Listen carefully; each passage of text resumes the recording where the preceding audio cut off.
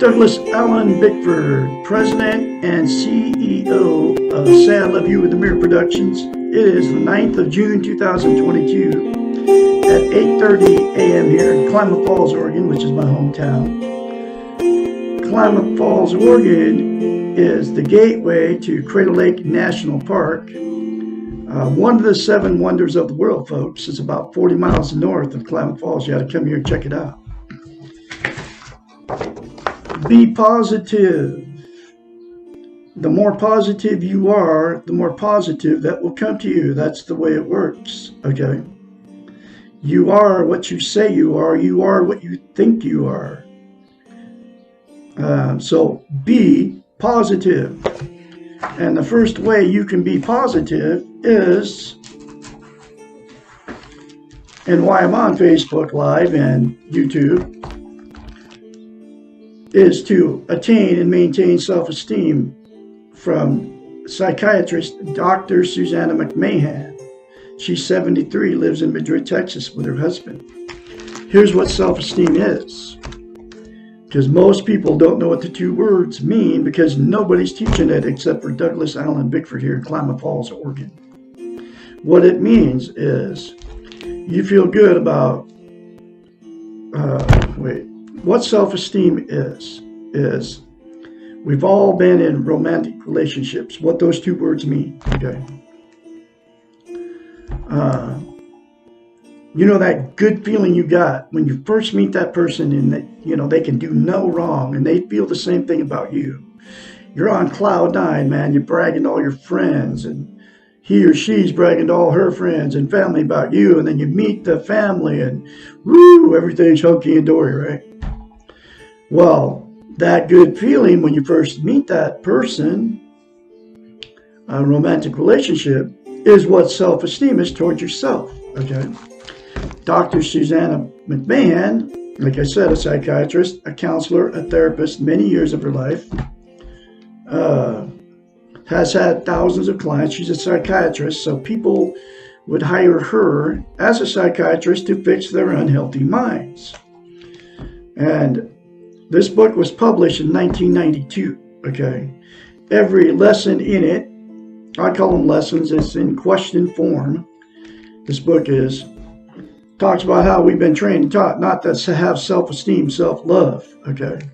Self-worth, because other words for self-esteem are self-love, self-confidence, self-worth. It's how you feel about yourself inside, right? Anyway, so her thousands of clients would hire her as a psychiatrist to fix their unhealthy minds. So, as a psychiatrist, because she has a doctorate in psychology, which makes her a psychiatrist, 10 years she went to school to get her doctorate. She also has a master's in philosophy. But she knew as a psychiatrist to fix their unhealthy minds, she had to get them to give themselves self-esteem, self-love, self-confidence, self-worth. So she had to come up with a way for her clients to give themselves self-esteem. Because nobody can give you self-esteem. You have to give it to yourself. And she knew that as a psychiatrist because she knows how the brain functions. That's what psychiatry is. They study the function, the science of the mind and how it works. So she came up with a very simple concept. It's called mirror therapy. 30 years ago, folks. That's why you don't hear this stuff. Nobody's ever told you this before. Say 4 things to yourself in the mirror daily without fail for the rest of your life, literally. I love you. I love my inner child. I'm worthy to be loved. I'm worthy to love. I am full of goodness. Those 4 things to yourself in the mirror daily will give you what is known as self-esteem. I mean, you will, as soon as you say that to yourself in the mirror, those 4 things, you will get self-esteem. But to maintain that self-esteem, you have to practice it. It's like lifting weights, okay? If you start lifting weights and you stop, you have to start over because you lose muscle mass from scratch. Self-esteem is the exact same thing. You have to practice that daily in front of the mirror. Instead of criticizing yourself, folks, we all criticize ourselves when we get in front of the mirror because we all get older. I used to do it. I don't do it anymore, okay? So you'll have to say that literally for the rest of your life. It'll take you less than 10 seconds. I love Douglas Allen Bickford. I love my inner child. I'm worthy to be loved, worthy to love. I'm full of goodness. I'm talking about 5 seconds out of your life, folks. That's all you got to say to yourself in the mirror to attain and maintain self-esteem. Seriously, folks, works. Try it. You'll like it. And the other thing, the reason she came up with mirror therapy, because as a psychiatrist, she knows how the brain works, right? We cannot lie to ourselves in the mirror, and she knows this, okay? That's why she told her clients to look at themselves in the mirror and say 4 things daily, okay? That's why you can get in front of the mirror in the morning or whenever you get in front of the mirror, and you can easily criticize yourself, and you do that because that's how you feel about yourself inside. You don't feel good about yourself inside, so you can easily criticize yourself or think it when you're in front of the mirror. But you cannot lie to yourself in the mirror, so you can't say good things about yourself in front of the mirror, okay? So the very first time that you say those 4 things to yourself in the mirror, you'll have to force yourself to do it. It will seem very strange and awkward, okay? But do it beyond that feeling. And the more you say it, the more you feel it, and the more you believe it. Here is why getting self-esteem and maintaining it is so important. You can't love without it. You can't be loved without it. And you also cannot be content. What content means is you feel good about how, where, and what you are. It's also known as internal peace. There are 10 things that people are using to try to be content, to get internal peace. They are drugs, alcohol, sex, television, religion, food, gambling, another person, material possessions, or money. Those 10 things are known as externals. They're outside of yourself. They will make you happy, content momentarily, but it never lasts. Just think about the drug high or the alcohol buzz you get, the warm, fuzzy feeling, right? It goes away, and you have to do more of those, just those 2 things to get the same good feeling. And the rest of the 8 things are exactly the same, okay? The absolute only thing that will make you content permanently, which is internal peace, is to say those 4 things to yourself in the mirror daily without fail. Seriously, folks, less than 5 seconds out of your day, every day in front of the mirror, will change your life if you do it and you keep doing it.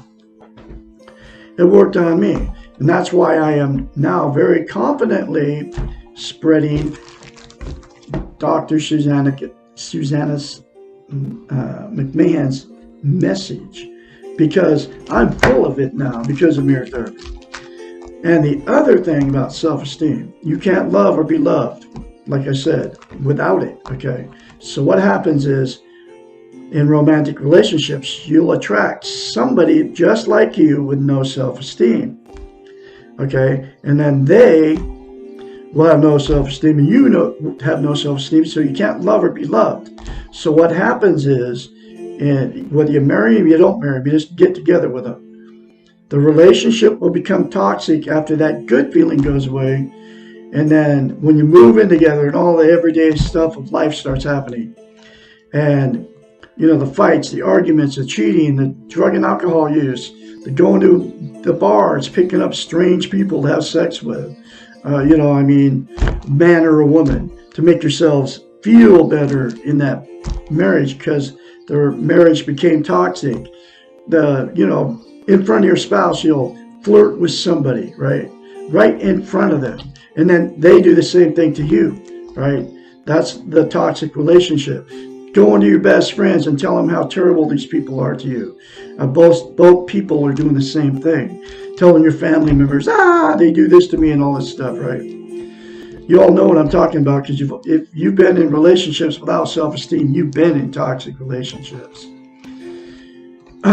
So because of all the toxicity in that relationship, there's 3 things that are going to happen with you that get involved with no self-esteem. You'll divorce or separate, okay? And then the same 2 will go jump right back in another relationship, and the exact same thing will happen if you get in another one without self-esteem, because you carry the same old thing into that next relationship. So then they'll split up with them. And like me, I've been married and divorced 4 times because of not having self-esteem and meeting somebody that didn't have it, just like me. Okay? So the next thing that'll happen with 2 that got involved, no self-esteem, you'll stay in that toxic relationship forever. There's a lot of that going on too. Even though the fighting, the arguing is all going on, you don't like that person anymore. You sleep in separate bedrooms. You bicker, and all the time you just talk. Like the relationship's not a good relationship. It's not a healthy relationship. And then you just stay in it. And then at that point, people are staying in these type of relationships for many years because you stay in them because you don't want to be a failure. You're afraid to leave. You have nowhere to go. You can't be alone. You're being codependent on each other for whatever reason. So neither one of you will leave the relationship. And so then it becomes a dysfunctional family at that point. And then those 2 produce children and all that, right? And then a dysfunctional family creates dysfunctional families, and then just goes on down the line, okay? And then everything, all the bad, the emotional, sexual, and physical abuse just gets swept under the rug by everybody and never gets talked about. And then they die that way. That's the way it works. I know people personally that have been together for, the one couple in my mind, they've been together 70 years, okay?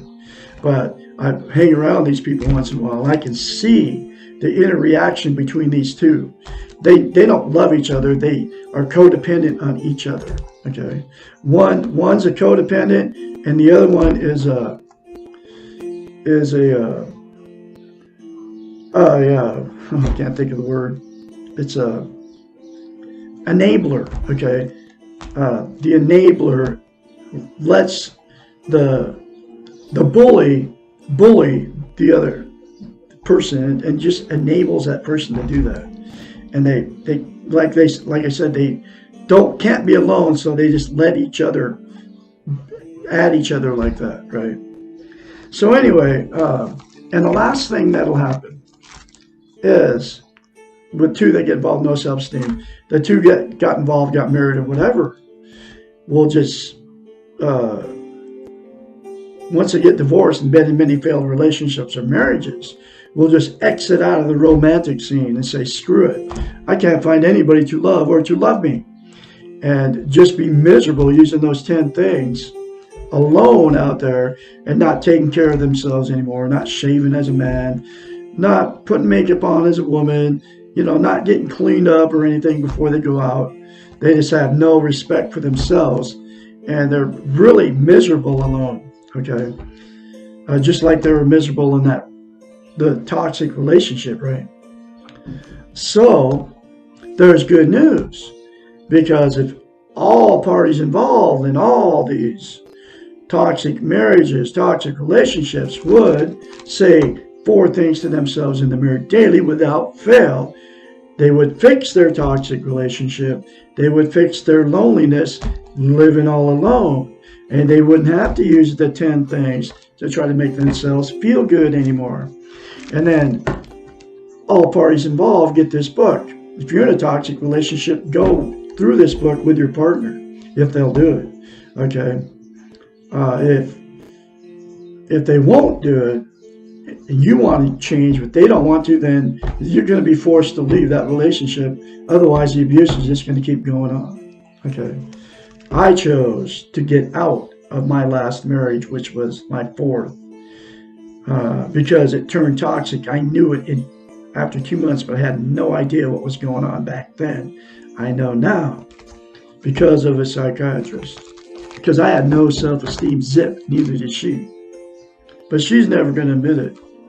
I've got healthy-minded, okay?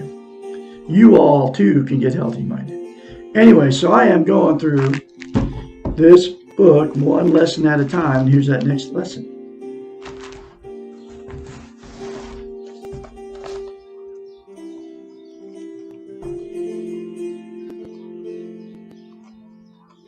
Okay. Where is it? Okay, here we go. Why don't self-help books work for me? Lesson 26. In the preceding question about how to learn self-esteem, reading a self-help book was not mentioned in the answer. This may seem to be a curious omission, as this book could be considered a self-help book. There are 3 reasons why reading a self-help book, even this one, will not lead to the development of self-esteem. The first reason is that most people buy and read these books looking for a quick fix. They're hoping that the book will have the answer and they will absorb it by reading. Most of the self-help books do have the answers in some form or other, but the very nature of self-esteem is living it and practicing it. And I just told you about practicing it, those 4 things to yourself in the mirror daily for the rest of your life, folks. That's what you have to do to attain and maintain self-esteem. Self-esteem can only be internalized by practice. I'll say it again, just like I just told you. The 4 things to yourself in the mirror. It cannot be handed to you, and it cannot be acquired by reading about how someone else learned to do it.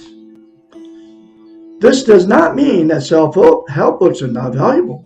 They are, or I would not be writing one.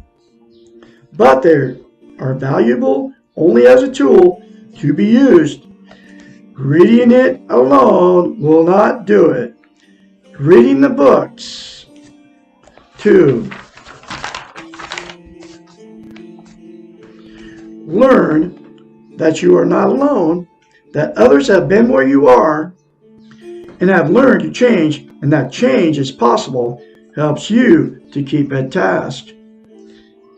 But the books cannot be the cure, and most people spend the money, and she says most people spend the money and read the books thinking that when they have finished reading, they will be magically different. The books can tell you how to think and what has worked for others, but they cannot think for you. No one else can do it for you, not even your chosen role models. You must do this one by yourself. The second reason most self-help books fail is that they begin with a premise of a change. The book is written about how to change yourself, how to do things differently, and presumably better than what you are currently doing. How to fix whatever is wrong with your broken life. This is the same concept that leads one into therapy. What is missing here is the understanding of the concept of acceptance. The paradox here is that in order to change, you must first accept yourself. It is very difficult to accept yourself when you are focused on changing yourself. It is much easier to say, I will love myself when I have lost 20 pounds. I have that promotion. I am loved by someone else. I have whatever I need. I have changed. Focusing on change is similar to beating your head against a wall, trying to get through. Accepting yourself as you are allows you to step back from the wall, observe it without judgment, and perhaps to see a doorway in the wall.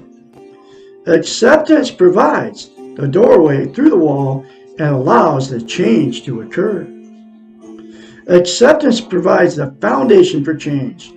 The very nature of most self-help books is to imply, before you begin, you must change in order to accept yourself. This leads to the third reason why self-help books don't work. The books cannot provide an accepting and encouraging environment.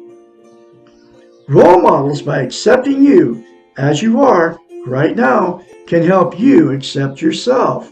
And I can be your role model, folks. You have to accept yourself. I accept you just the way you are. Okay? And you can get beyond that by saying 4 things to yourself in the mirror will help you accept yourself just the way you are. You can accept yourself just the way you are and put me on pause and go look at yourself in the mirror right now and say, I love you. Say those 4 things to yourself in the mirror, folks. Seriously, it works like that. Come here, kitty.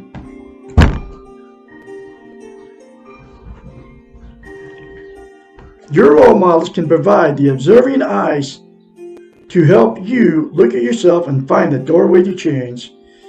It has been mentioned that you must do the real work yourself, and that learning self-esteem can be a painful process.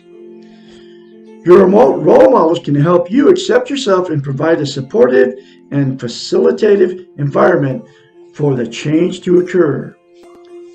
The self-help books, including this one, can supplement the learning process.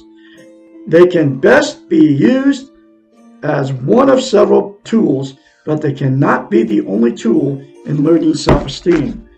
You can get this book very cheap off Amazon, folks. Between $5 and $15. Then go through these. Do the 4 things to yourself in the mirror daily without fail. Go through the rest of the concepts in this book. It will fix your unhealthy mind. I guarantee it. Fixed mind. Okay. That's why I'm very confidently spreading her message. Okay. And you can all attain self-esteem. So I will have another lesson for you tomorrow, which is, if I have self-esteem, will I be happy? Which is lesson 27. I'm the absolute only one teaching self-esteem on the internet or television. And I'm doing it because it's that important for you to get it and to understand it and learn how to get it. Excuse me. I'm the absolutely only one telling you how to get it. I just told you how to get those 4 things to yourself in the mirror daily without fail. I'm the absolute only one telling you how simple it is, and it is that simple to attain and maintain self-esteem. And I'm the absolute only one telling you how important it is to have. And I already told you why it's so important. You have to have it. You need it to function, to be able to love, loved, or be content. You all have a great day, and I will talk to you tomorrow. And remember, be positive, folks. The more positive you are, the more positive that will come to you. I promise you. From Douglas Allen Bickford here in Klamath Falls, Oregon.